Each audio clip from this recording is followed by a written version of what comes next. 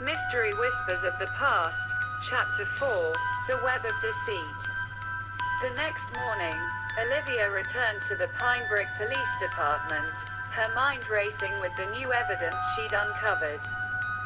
She spread the journal and photographs on her desk, alongside the documents she had found in Arthur's safe. The office buzzed with activity, but Olivia remained focused. Piecing together the puzzle in front of her, Chief Johnson entered, and Olivia showed him the evidence. "I've found something new," she said, pointing to the items laid out. "It looks like Arthur's murder is connected to some old dealings involving my family." Johnson examined the documents closely. "This is a major development," he said. "We need to look into these connections and see who might still have a vendetta." Olivia and Johnson spent hours cross-referencing the names and events from the journal with their list of suspects. One name caught their attention: Gregory Blackwood, a reclusive businessman known for his ruthless tactics and rumored connections to organized crime. Olivia remembered encountering his name during her investigation, but hadn't realized how deeply it might be connected to Arthur. Determined to uncover the truth, Olivia arranged a meeting with Gregory Blackwood at his estate on the outskirts of Pine Brick. The property was surrounded by high fences and heavy security.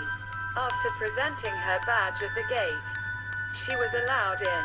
Blackwood's study was grand but dimly lit, filled with antique furniture and a lingering scent of cigar smoke. His presence was commanding, his face etched with the marks of a hardened life. "Detective Mason," he greeted, his voice deep and gravelly. "What brings you here?" "I'm investigating Arthur Hayes' murder," Olivia replied, taking a seat opposite him. "I believe you had dealings with him that could shed light on the case." Blackwood's eyes narrowed as he studied her. "Arthur was a businessman. We had our disagreements.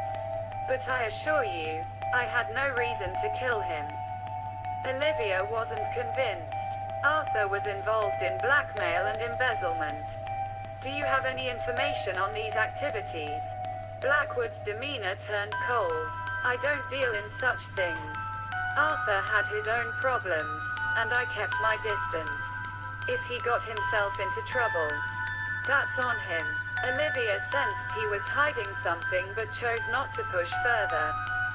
She thanked him and left, a nagging suspicion lingering in her mind. Blackwood's answers were too rehearsed, too careful. Something didn't add up. Back at the office, Olivia reviewed the evidence, her frustration mounting. The links between the suspects and Arthur's shady past were becoming clearer. But gaps remained.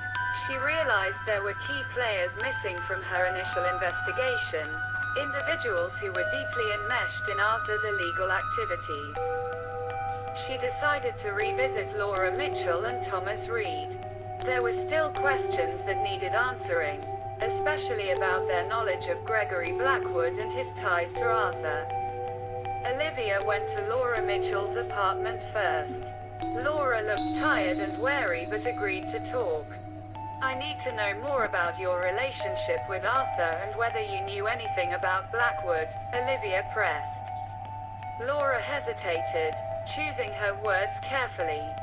"Arthur mentioned Blackwood a few times. He was worried about a deal that was falling apart.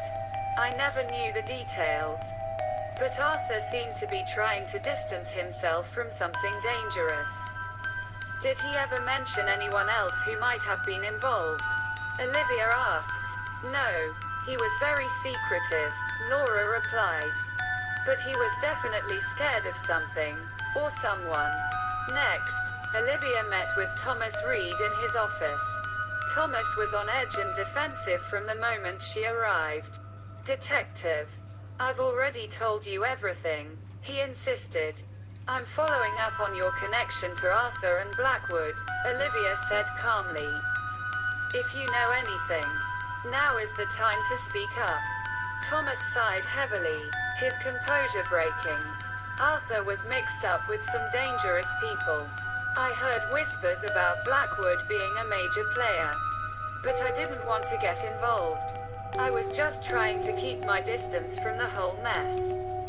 Olivia's instincts told her there was still more to this tangled web of deception. The connections between Arthur, Blackwood, and the suspects were becoming clearer, but the deeper truth remained elusive. She knew she had to keep pushing. Keep unraveling the layers of lies and secrets until the whole story came to light.